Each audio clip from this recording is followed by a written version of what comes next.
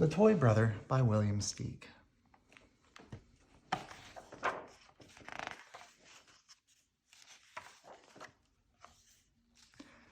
Magnus Beatty, the famous alchemist, and his happy-go-lucky wife, Utilda, thought that they had a harmonious family, but their older son, York, considered little Charles a first-rate pain in the pants, always occupied with something silly.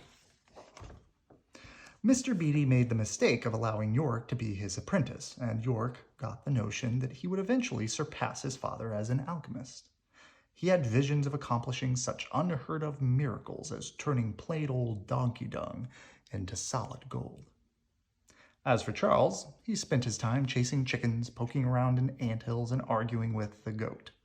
He couldn't fathom why York avoided him except to give him a wallop every now and then.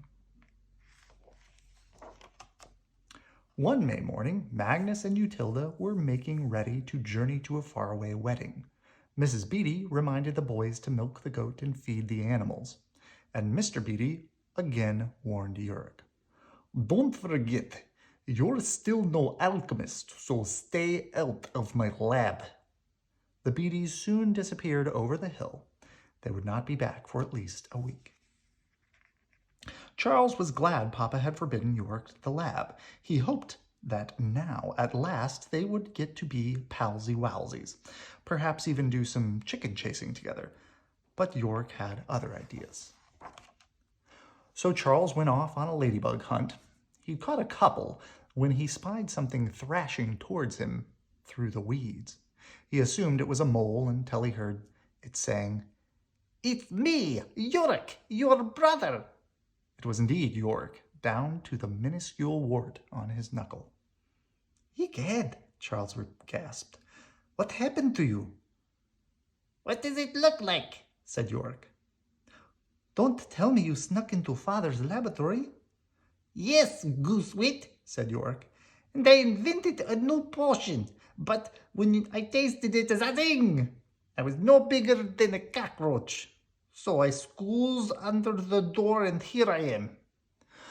Charles hastened inside to the kitchen, with York clinging to his thumb, squealing, "Oh, don't drop me, you dolt!" It was just too marvelous.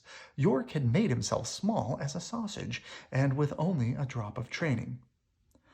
"Stop staring, will you?" said York. "I have to undo what I did, or Papa will murder me. You've got to help." "Okay, Peanut, take it easy," said Charles. "There's still oodles of time till he gets home." "Meanwhile," Charles announced, "I'm going to build you a house." "But what about the lab?" "Oh, don't rush me," said Charles, humming happily. He set about making York his very own house. Charles was relishing this immensely, and when his toy brother stuck his head out of the window of his new residence, it was all just as real as peas and beans. "Brotherkins," Charles said, "it's dinner time." He served up 3 crumbs of bread and a spoonful of clabbered cheese. He himself was too excited to eat a thing. Running the show was so gratifying that Charles found himself wishing York would fit in his pocket forever. Yes, it was rotten to be thinking this way, but how could he tell his brains how to operate? In the morning, Charles decided York needed some fresh air, so he took him out for a walk. Suddenly the sky darkened, the wind started howling, and they were pounded by hailstones as big as cherries. To York, they felt like cannonballs. "Help!" he cried. It finally struck Charles that his little bit of a brother would always be in danger. He could easily be stepped on by a donkey, even by his own dear mother. He could drown in a bucket of milk, get eaten by a thoughtless cat, or be seriously injured by a field mouse who was feeling his onions. Charles didn't want any such a thing to happen, even if it meant he'd have to be the baby again, so he tucked his brother into his tunic and hurried home to put lard on his wounds. "York," he said, "we've got to make you big again. Let's get to work." Now York took charge. "Papa taught me that each ingredient in a potion has its own special antidote," he said. We've simply got to find the right one. How about this pink stuff? Charles said. No, said York. They just do what I say. After mixing this and that and the other, York believed he had what was needed, but one single drop on his tongue made him retch and black out.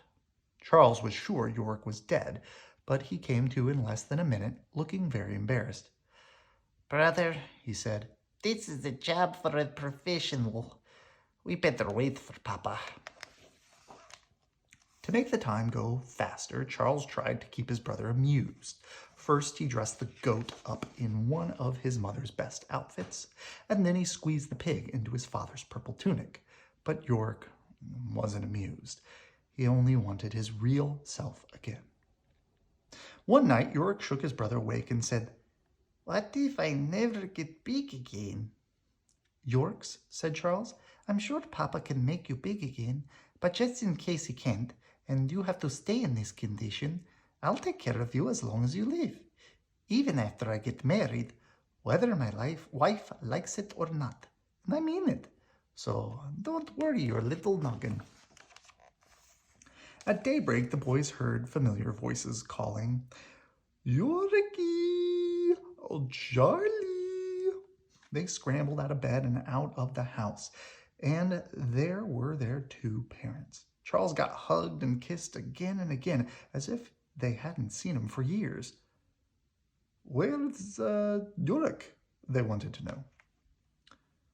He is here, Charles said, holding him up like a carrot.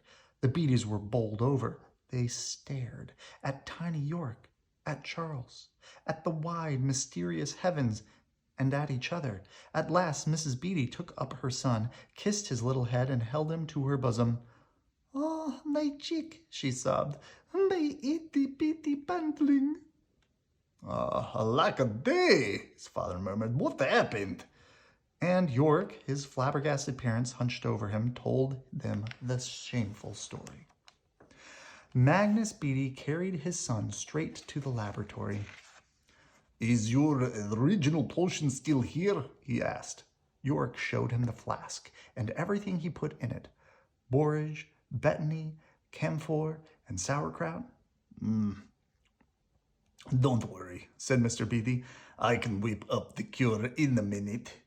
But the cure had no effect. Are you sure you remember everything, York? Think. Yes, Father, I did. Well, think harder. Something's got to be missing, said the famous alchemist. The antidote is not working. Utilda Beatty cheerfully started making tiny clothes for her tiny son. A tiny bed with a tiny bedspread, a tiny chair with a cute little cushion. She cooked him tiny puddings and baked him dainty pies. Her new baby kept her too busy to worry.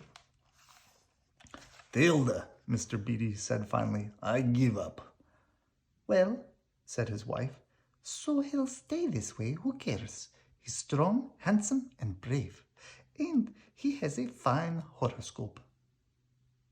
Let me drink some of your potion, Charles said. Then we can be twins. Gadzooks, said Mrs. Beatty. What a noble idea. I'll drink it too, and be a proper mother for you both. Perhaps Mr. Beatty will join us like a proper father. And who, Mr. Beatty screamed, will look after us minikins? Everyone clammed up. That evening, after a supper consumed in silence, Mr. Beatty said, Son, I fear you are fated to be our little elf forever. And he sighed a long, sorrowful sigh, reeking of ginger.